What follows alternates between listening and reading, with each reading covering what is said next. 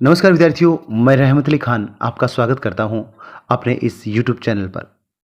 विद्यार्थियों, इस वीडियो में हम आज बात करेंगे हिंदी साहित्य सेमेस्टर फर्स्ट के प्रश्न पत्र सेकंड, जिसका नाम है हिंदी साहित्य का भक्ति काल, निर्गुण भक्ति काव्य के बारे में।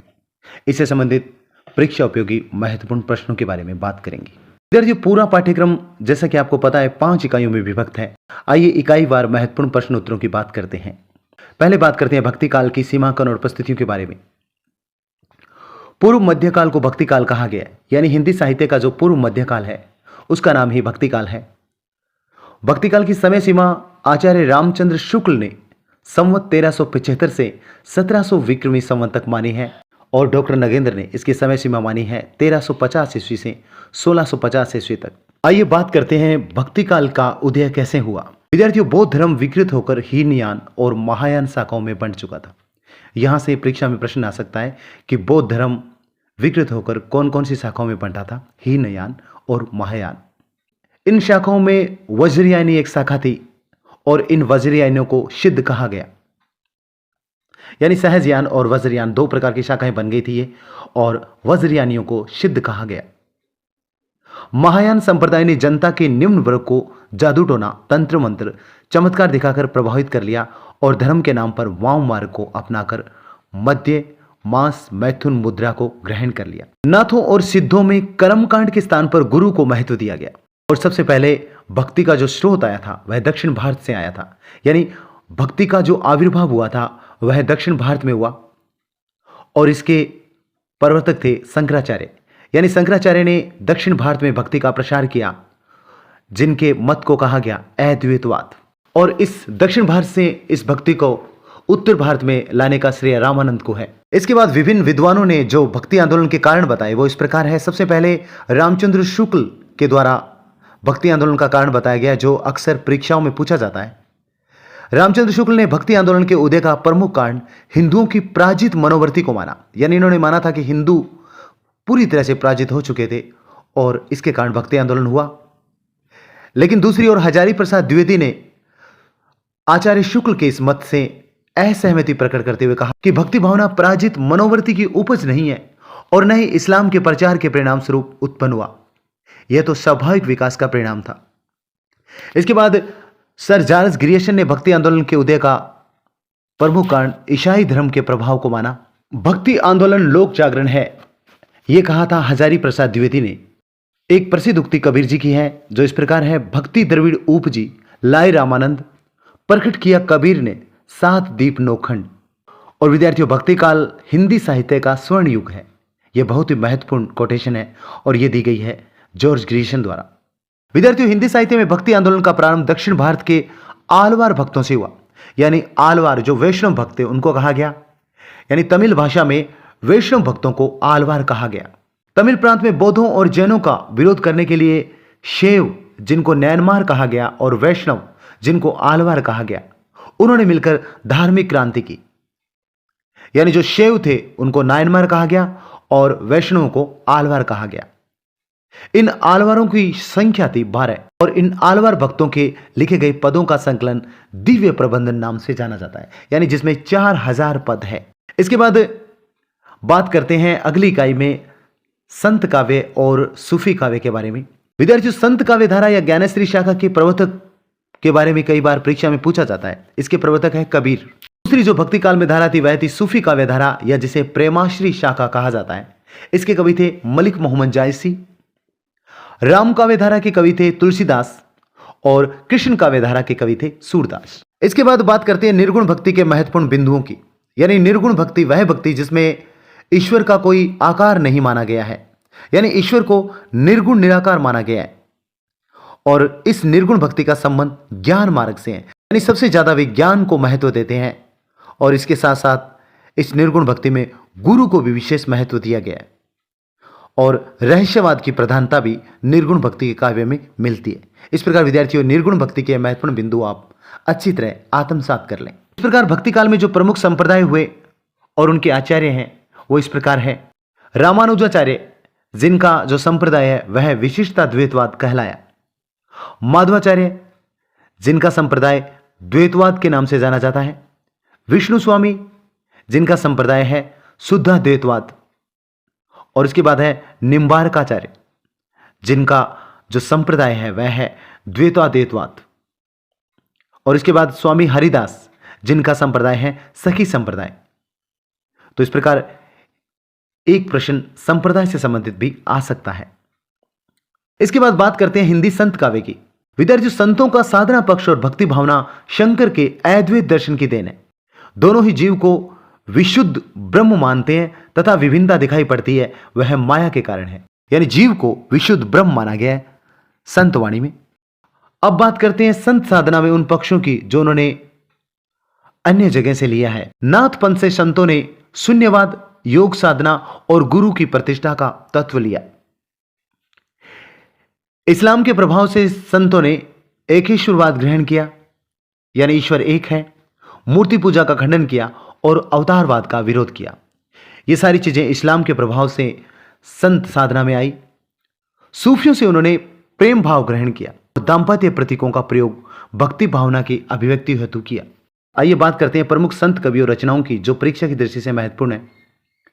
पहले बात करते हैं कबीर की। इनका जन्म हुआ था 1398 ईस्वी में और मृत्यु हुई 1518 ईस्वी में। बीजक नाम से इनकी रचनाओं का संकलन है और जिसका संकलन किया था धर्मदास ने। यानी बीजक जो रचना है वह कबीर जी की है और इसके संकलन करता है धर्मदास। और इस बीजक के 3 भाग है, साकी, शब्द और रमेनी। विद्यार्थियों, कबीर जाति के जुलाहे थे, काशी में रहते थे। रामानंद उनके गुरु थे। कबीर की पत्नी का नाम लोई, पुत्र का नाम कमाल और पुत्री का नाम कमाली था। इसके बाद दूसरे जो संत कवि हैं वह है रैदास, जिनका जन्म हुआ था 1398 में और मृत्यु हुई थी 1448 ईस्वी में। ये जाति के चमार थे, काशी के निवासी थे और मीराबाई के गुरु थे। यानी मीराबाई के गुरु रैदास को माना जाता है। रैदास का अन्य नाम था रविदास। संतवाणी सीरीज के अंतर्गत उनकी रचनाओं का संकलन रविदास की बानी नाम से है और इनके लिखे 40 पद गुरु ग्रंथ साहब में संकलित है। और इनकी एक बहुत ही महत्वपूर्ण पंक्ति है जो अक्सर परीक्षा में पूछी जाती है, अब कैसे छुटे राम नाम लागी, प्रभु जी तुम चंदन हम पानी। यह उक्ति रैदास की पूछी जा सकती है।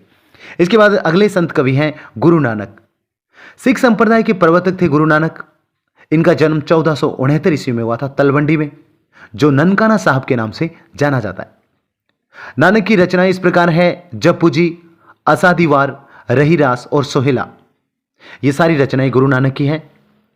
इसके बाद अन्य संत कवि हैं सुंदरदास। ये दादू दयाल के शिष्य थे। इनके ग्रंथों में ज्ञान समुद्र, सुंदर विलास प्रसिद्ध है। इसके बाद है दादू दयाल, जिनका ग्रंथ है हरड़े वाणी। ये भी बहुत इंपॉर्टेंट है। इसके बाद बात करते हैं सूफी काव्य के बारे में। सूफी मत में साधना की 4 अवस्थाएं बताई गई है, शरीयत, तरीकत, हकीकत और मार्फत। सूफी मत में परमात्मा को प्रेयसी रूप में और आत्मा को प्रेमी रूप में चित्रित किया गया है। अब बात करते हैं कुछ महत्वपूर्ण सूफी काव्य और उनके रचयिताओं की। पहली रचना है चंदायन, जिसके रचयिता है मुल्ला दाऊद और इसका रचना काल है 1379 ईस्वी। यानी चंदायन है वो मुल्ला दाऊद की है और इस चंदायन को माता प्रसाद गुप्त ने लोर कथा नाम दिया है। लोर कथा किसे कहा गया है? चंदायन को। इसके बाद दूसरी महत्वपूर्ण सूफी रचना है मृगावती, जिसके रचयिता है कुतुबन। इसका रचना काल है 1503 ईस्वी। विद्यार्थियों, आचार्य रामचंद्र शुक्ल ने सूफी प्रेमाखान काव्य का पहला ग्रंथ इसे माना है और डॉक्टर नगेंद्र ने हंसावली को सूफी प्रेमाखान काव्य का पहला ग्रंथ माना है। यानी हंसावली जिसके रचयिता है असाइत। इसके बाद अगली रचना है मधुमालती, जिसके रचनाकार है मंझन और इसका रचना काल है 1545 ईस्वी। इसके बाद बहुत ही महत्वपूर्ण जो कृति है वह है पद्मावत, जिसके रचयिता है मलिक मोहम्मद जायसी और इसका रचना काल है 1540 ईस्वी। पद्मावत की भाषा अवधी है। इसमें चित्तौड़ के राजा रतन सेन और सिहल देव की राजकुमारी पद्मावती की प्रेम कथा का वर्णन है। जायसी के अन्य ग्रंथ है अखरावट और आखिरी कलाम। पद्मावत में प्रतीक योजना का प्रयोग किया गया है। इससे संबंधित भी प्रश्न पूछा जा सकता है। जैसे चित्तौड़ है वह शरीर का प्रतीक है, राजा रतन सेन मन का प्रतीक है, सिहलदीप हृदय का प्रतीक है, पद्मावती बुद्धि का प्रतीक है, राघव चेतन है शैतान का प्रतीक, अलाउद्दीन माया का प्रतीक है, नागमती संसार का प्रतीक है और हीरामन तोता गुरु का प्रतीक है। एक प्रश्न प्रतीक का भी पूछा जा सकता है। आइए पूरे पाठ्यक्रम के सारगर्भित प्रश्नों को देखते हैं। पहला प्रश्न है, कबीर किस काव्यधारा के कवि थे? तो विद्यार्थियों, कबीर निर्गुण काव्यधारा के कवि थे, जिसमें ईश्वर का कोई रूप नहीं होता। भक्तिकाल की समय सीमा क्या है? भक्तिकाल की समय सीमा है ए, यानी 1318 ईस्वी से 1643 ईस्वी। इसमें ए ऑप्शन सही है। सूफी मत है, इसका भी ऑप्शन ए सही है, यानी ए सही है। इस्लाम की शाखा, सूफी मत में आत्मा का परमात्मा में लीन होने की अवस्था है। 4 ऑप्शन दिए गए हैं, शरीयत, तरीकत, हकीकत और मारिफत। इसमें मारिफत सही होगा, यानी मारिफत में आत्मा के परमात्मा में लीन होने की अवस्था है, यानी सिद्धावस्था। शरीयत का अर्थ होता है शास्त्रानुसार विधि निषेधों का पालन करना। तरीकत का अर्थ होता है हृदय को शुद्ध रखकर ईश्वर का ध्यान रखना। हकीकत का अर्थ होता है साधना द्वारा तत्व बोध की अवस्था। और मारिफत होता है आत्मा का परमात्मा में लीन होना। कबीर के काव्य में आत्मा प्रतीक है। इसमें आत्मा है वह प्रेमी का प्रतीक है, यानी प्रेमी या पति का प्रतीक है। इसमें बे ऑप्शन सही होगा। और परमात्मा की बात करें तो वह प्रेयसी का प्रतीक है। आत्मा व परमात्मा के विवाह में बराती है। यह कबीर की उक्ति है और कबीर की उक्ति में बताया गया है कि पंच तत्व बराती है। द कबीर जी ने किस आंधी के आने की बात कही है? कबीर ने अपने काव्य पंक्तियों में ज्ञान की आंधी आने की बात कही है, यानी बे ऑप्शन सही है। कबीर ने कौन सा धन प्राप्त कर लिया है? इसका उत्तर है ए, यानी राम रूपी धन प्राप्त कर लिया है। निर्गुण भक्ति में नाम की महत्ता बताई गई है। विरहिणी की जीभ में छाले किस कारण हुए हैं? इसका उत्तर होगा से, राम नाम रटने से। संत रैदास के अनुसार भगवान और भक्त किसके समान है? इसका उत्तर सही है ब, चंदन और पानी। यानी रैदास की पंक्तियों में कहा भी गया है कि प्रभु जी तुम चंदन हम पानी, यानी ईश्वर को चंदन और भक्त को पानी बताया गया है। संत रैदास की काव्य भाषा है वह है सह उत्तर, यानी ब्रज। सतगुरु सांचा सूरीवा पंक्ति में सतगुरु को बताया गया है। यह तो कबीरदास की है और इसमें सतगुरु को सूरीवा का अर्थ है सूरवीर बताया गया, यानी बै उत्तर सही है इसका।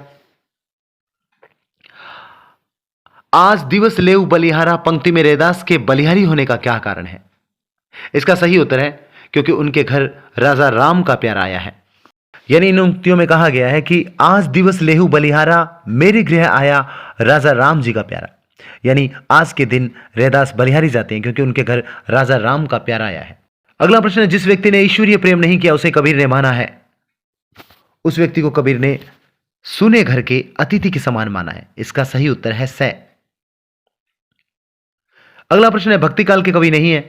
कबीर, रैदास, जायसी, चंद्र बरदाई। इसमें कबीर जो संत काव्य परंपरा के कवि थे, रैदास संत कवि थे, जायसी जो सूफी धारा के कवि थे, ये तीनों ही भक्ति काल के कवि है। चंद बरदाई जिन्होंने रचना की थी पृथ्वीराज रासो, ये आदिकाल के कवि है, इसलिए इसका उत्तर होगा द। इसके बाद जो अन्य व्याख्याओं से संबंधित प्रश्न आने हैं वो कुछ महत्वपूर्ण प्रश्न इस प्रकार है। पांडे कौन कुमति तो ही लागी पंक्ति में कबीर का क्या आशय है? इसमें कबीर जी ने कहा है कि हे पंडित, तुम्हें कैसी दुबुद्धि लग गई है, तुम राम नाम का जप नहीं करते हो, यह तेरा अभाग्य है। यानी जो व्यक्ति राम नाम का जप नहीं करता है उसकी बुद्धि को खराब बताया यहां पर कबीर जी ने। कबीर ने ज्ञान की आंधी आने पर क्या परिवर्तन होने की बात कही है? कबीर जी ने कहा कि संतो भाई आई ज्ञान की आंधी रे, भरत की टाटी सभी उड़ानी, माया रहने बांधी। यानी सहज साधना के द्वारा जब सच्चे ज्ञान की आंधी आएगी तब अज्ञान दूर हो जाएगा, यह बात कही है। कबीर ने सौभाग्यवती नारियों को मंगल गीत गाने के लिए क्यों कहा है? यानी एक जगह कबीर की उक्तियां हैं कि दुल्हनी गाऊ मंगलाचार, हम घरी आए हो राजा राम भरतार। यानी कबीर जी ने कहा कि हे सौभाग्यवती नारियों, तुम विवाह के मंगल गीत गाओ क्योंकि आज मेरे घर पर स्वामी राम आए हैं। अगला प्रश्न है, जन्म जन्म के काटे पांस। विद्यार्थियों, यह पंक्ति रैदास की है और इसमें बताया गया है कि जो भक्त संतों के दर्शन करता है उसके जन्म जन्म के बंधन कट जाते हैं। यानी जन्म जन्म के बंधन किसके कटते हैं? जो संतों के दर्शन करता है। विद्यार्थी, ये थे महत्वपूर्ण प्रश्नोत्तर सेमेस्टर फर्स्ट यानी हिंदी साहित्य के द्वितीय प्रश्न पत्र के। आशा है आप इनसे जरूर लाभान्वित होंगे। इस वीडियो में फिलहाल इतना ही। आप सबकी परीक्षा की मंगल कामना करता हुआ मैं रहमत अली खान आपसे विदा लेता हूं।